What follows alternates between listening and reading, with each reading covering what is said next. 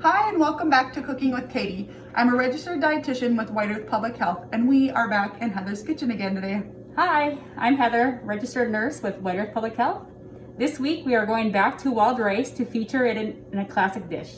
We are going to see the versatility of wild rice today, with its really being able to fit anywhere in to add some good flavor and nutrition. Wild rice is a great whole grain with an extra boost of protein when compared to brown rice. So Heather, what do you got cooking today? We are going to make a wild rice meatloaf and serve it with a wonderful side of buttercup squash. Great, let's get started. So we have started our squash here. We're just starting to cut it. As you can see, they can be a little bit hard sometimes, so just make sure you have a good knife. And then Heather's got some good muscles going on here. Oh, look at that. That's just beautiful. So now what we'll go ahead and do is scrape all of the seeds and the insides out of our squash. And sometimes it's a little bit sticky, but just kind of like this, take a spoon and clean it all out.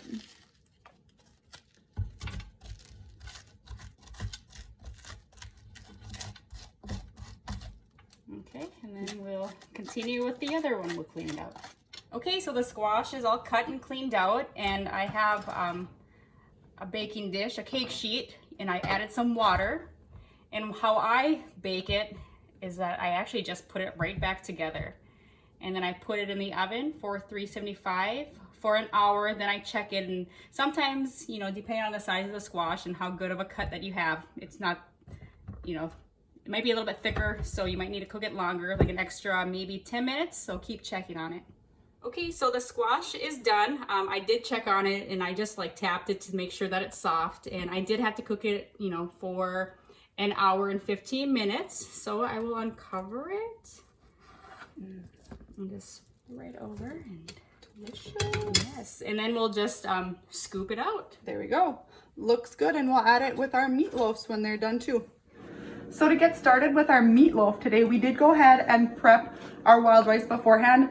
So this is half of our wild rice that we cooked up. It calls for 4 cups of cooked rice, and what I cooked up was 1 cup of rice, and I got 4 cups out of that. So remember, when you're preparing, we are just gonna stir in half because we thought it was gonna be a little too much.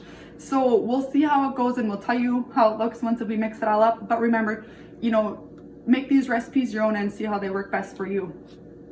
So we'll go ahead and start whipping up our meatloaf, and Stella is going to be our we got a little helper assistant today. here. Yes. This is my daughter Stella. Okay, so now we're going to have 1 pound of ground beef in our bowl. Can I have to grab it? Yep, push it in, put it in there, please. Put all of it? Yes. Just dump it in. Yep, dump it in.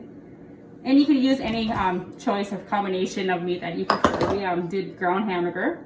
Then we'll add 1 cup of the breadcrumbs. Can you put that in there, please? Yep.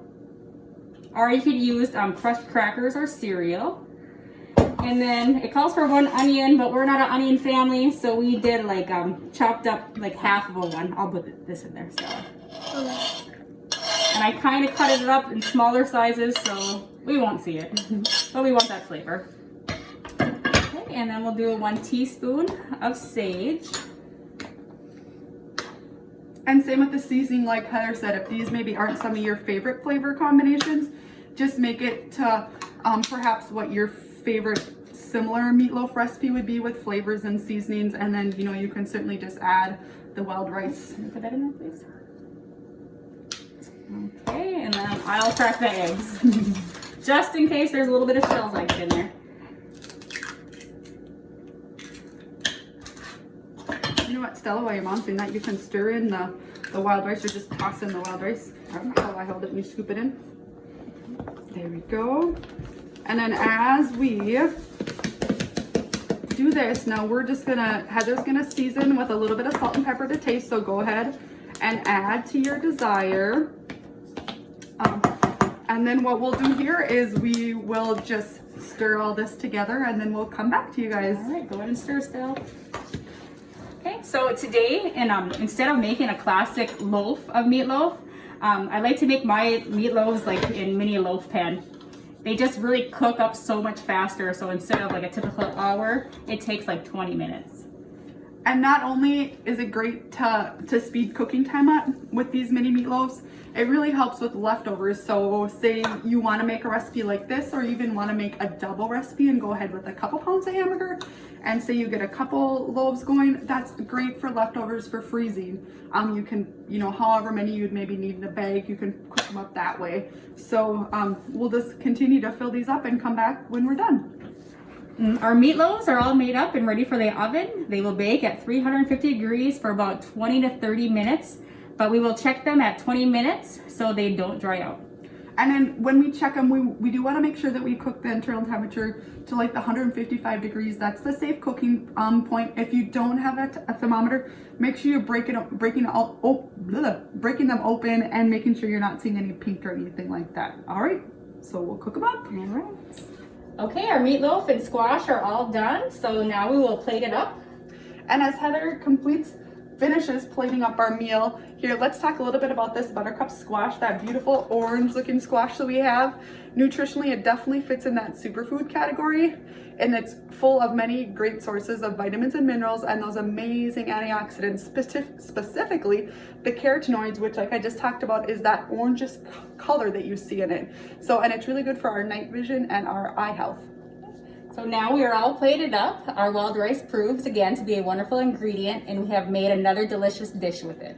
And we all hope that you've enjoyed our recipe, and remember, our recipe today, along with other wild rice recipes, are posted on whiteearth.com. Okay.